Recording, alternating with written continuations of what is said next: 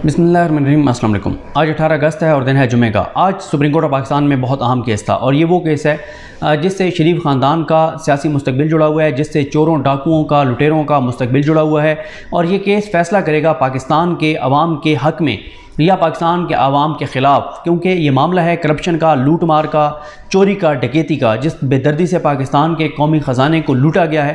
और पिछले चाहे वो अदवार हों, 3 बार की हुकूमतें हों, या ये जो अभी जो जिस तरह से 15-16 माह में करप्शन लूट मार हुई है, ये सारी चीज़ें उन चीज़ों से जुड़ी हुई हैं जिसके हवाले से आज केस था। ये वो केस है जिसमें 46 समातें हो चुकी हैं। Chief justice Pakistan justice Umar Ata Bandial साहब केस की समात कर रहे हैं, सरबराही कर रहे हैं इस बेंच की। उनके साथ जस्टिस एजाजुल एहसन साहब हैं और जस्टिस मंसूर अली शाह साहब हैं।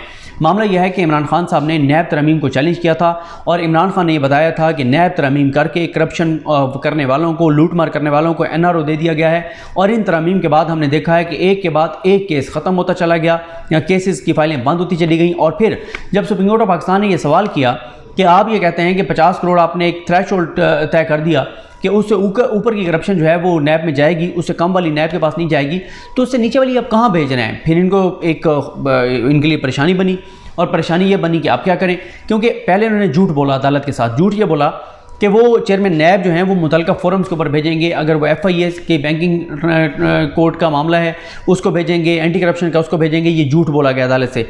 फिर उसके बाद इन्होंने देखा कि अब क्या होगा, ये तो फिर और फोरम्स पे केस चले जाएंगे। फिर उन्होंने एक और तरमीम करके चेयरमैन नैब को इख्तियार दे दिया है कि वो किसी भी चोरी करने वाले का, डकैती करने वाले का, लूट मार करने वाले का केस जो है वो बंद कर दे और कहे कि कोई ज़रूरत नहीं है, इसकी फ़ाइल ठप करो, बंद करो, दफना दो, आग लगा दो, कचरे में डाल दो, कोई ज़रूरत नहीं है इस केस को आगे चलाने की। ये इख्तियारात दे दिए गए चेयरमैन नैब को। और फिर इसमें ख्वाजा हारिस साहब जो इमरान खान के वकील हैं, उन्होंने कंपैरिजन करके अदालत को बताया कि किस तरह से इंटरनेशनली पूरी दुनिया में करप्शन के हवाले से जो कवानीन हैं वो सख्त किए गए और पाकिस्तान में करप्शन के हवाले से कवानीन ख़त्म कर दिए गए, ज़ीरो कर दिए गए और फ्री हैंड दे दिया गया शरीफ ख़ानदान जैसे इन जैसे लोगों को कि आपने माजी में जिस तरह से करप्शन और लूट मार की, लंदन में एहसास जायदादें बनाई, आगे भी जायदादें बनाएं, लूट मार करें।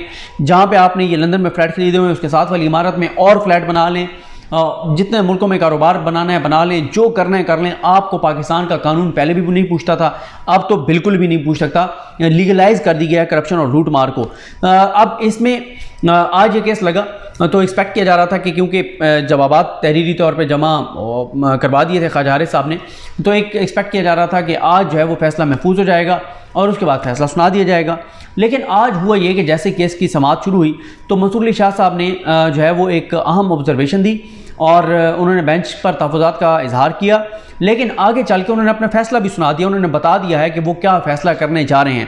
पहले तो मंसूर अली शाह साहब ने कहा कि सुप्रीम कोर्ट के हवाले से जो प्रैक्टिस एंड प्रोसीजर एक्ट है जो कानून साजी पार्लियामेंट में की, जिसमें यह था कि 3 जजेस, चीफ जस्टिस पाकिस्तान और 2 सीनियर 3 जजेस मिलकर बेंच बनाएंगे। 184(3) के हवाले से 5 जजेस केस सुनेंगे और साथ ही ये भी उसमें तरमीम की गई, उसमें कहा गया कि 184(3) के हवाले से बहुत उसमें तब्दीलियाँ की गई और वो मामला जिसको सुप्रीम कोर्ट के 8 रुकनी बेंच ने सस्पेंड कर रखा है उसका हवाला देते हुए मंसूर अली शाह साहब ने कहा कि क्योंकि मैं मिलिट्री कोर्ट्स केस में भी ये नोट लिख चुका हूँ कि फुल कोर्ट को वो केस सुनना चाहिए, तो ये केस भी मैं समझता हूँ कि फुल कोर्ट को सुनना चाहिए। 40 के समातें करने के बाद मंसूर अली शाह साहब को आज याद आ गया है कि ये फुल कोर्ट को सुनना चाहिए। देखें, ये बहुत अहम मोड़ है इस केस में। ये शरीफ ख़ानदान का सबसे ख़तरनाक केस है जिसमें अगर फैसला मेरिट पर आ जाता है, फैसला ये आ जाता है कि उन्होंने पर्सन स्पेसिफिक तरमीम की और ये बात पूरे इस्लामाबाद को पता है, तो जजेस को नहीं पता कि करप्शन लूट मार जो इन्होंने की, उनके जो केसेस थे उनके वकला को बिठाया गया।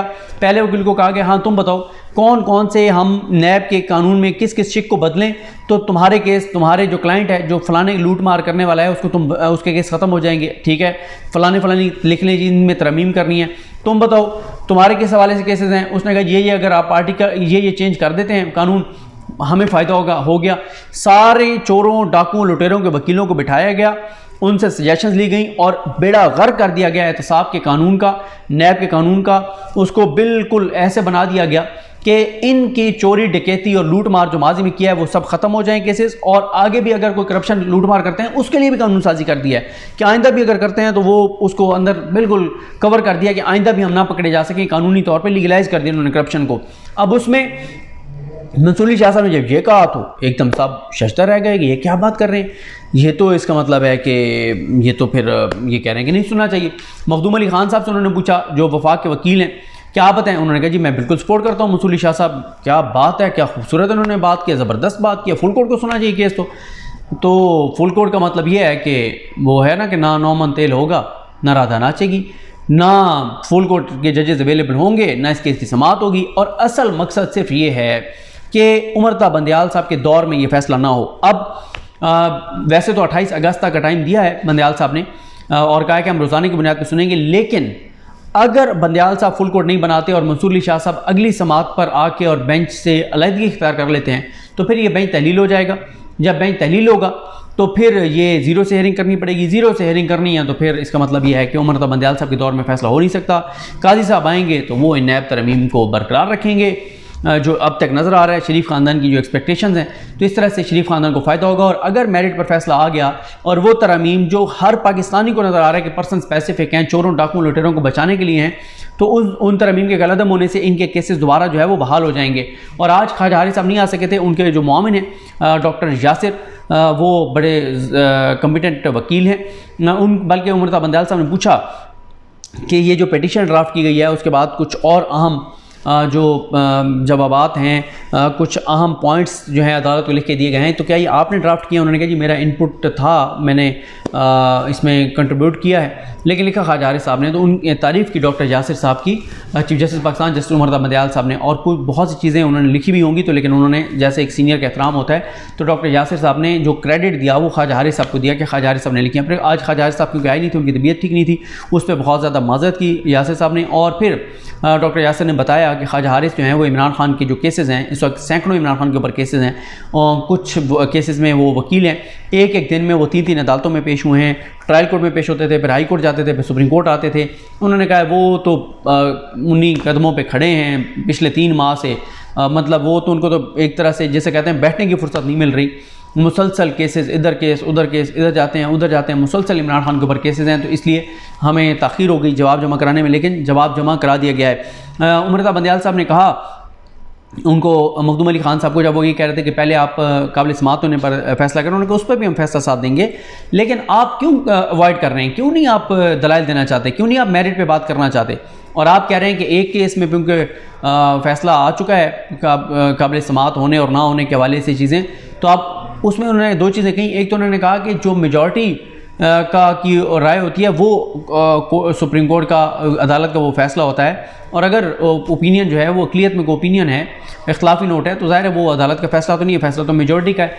दूसरी बात यह कि इजाज़ुल हसन साहब ने कहा कि हर केस के अपने फैक्ट्स होते हैं, अपनी उसकी जो है वो एक हालात होते हैं, उसको उनके मेरिट्स पे परखा जाता है, उसके तराजू में देखा जाता है। तो ये नहीं है कि एक केस में अगर कुछ चीज़ आ गई तो दूसरे में भी वो जो है इम्प्लीमेंट हो जाएगी।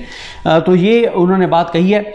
ये जो केस है इसमें अब लग ये रहा है कि बेंच अगर के आज तो नहीं उठे जो मंसूर अली शाह साहब हैं, अगर आज उठ जाते तो ज़ाहिर बंदयाल साहब कल अगर बेंच बना देते नया, तो फिर तो वो 8-10 दिन में समातें करके और वो इसका फ़ैसला महफूज करके सुना देते। लेकिन अगर 28 को जाके बेंच टूटेगा, मंसूर अली शाह साहब अलग होंगे, तो फिर तो शरीफ ख़ानदान बच जाएगा।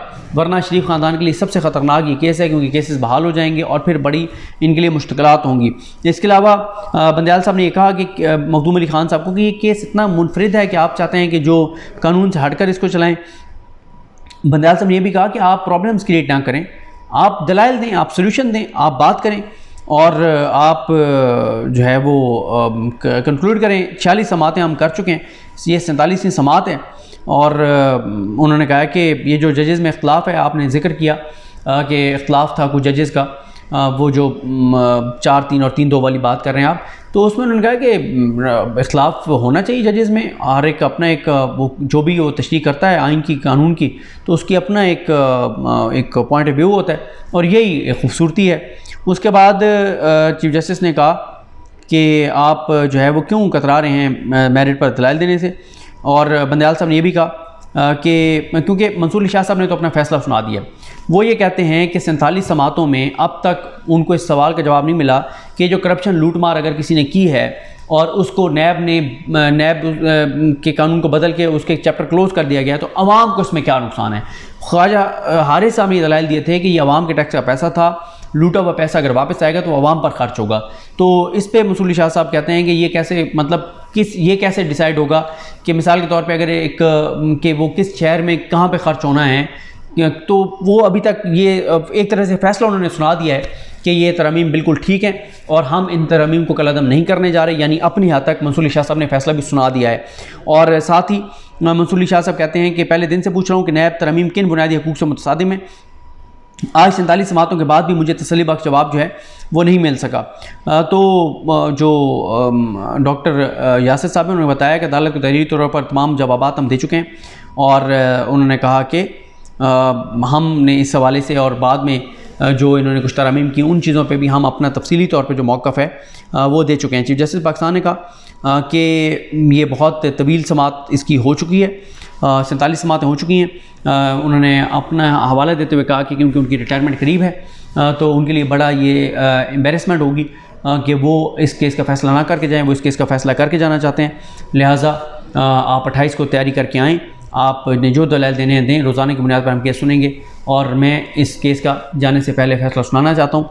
और जो अब हुकूमत की जो मौजूदा तो नहीं साहब का हुकूमत है और PDM है, उनकी और तमाम चोरों डाकुओं लुटेरों की कोशिश ये होगी कि मंसूर अली शाह साहब जो है वो अगली समात पर बेंच से लागू हो जाए, बेंच टूट जाए, ताकि जो है वो इसका फ़ैसला बंदयाल साहब ना करके जाएँ। जब बंदयाल साहब नहीं करके जाएंगे तो फिर काजी साहब आएंगे, तो उनके हवाले से तो नून लीग कॉन्फिडेंट है कि वो तो पहले से जितने भी जो बाकी केसेस बच गए हैं इनके करप्शन लूट मार के, वो भी उनमें भी काजी साहब इनको बरी कर देंगे। कुछ और भी चीज़ें डेवलपमेंट्स हैं उन पर बाद में बात करेंगे। मुझे अपनी दुआ में याद रखें। लगनी हम सब काम नासरो। अल्लाह हाफ़िज़।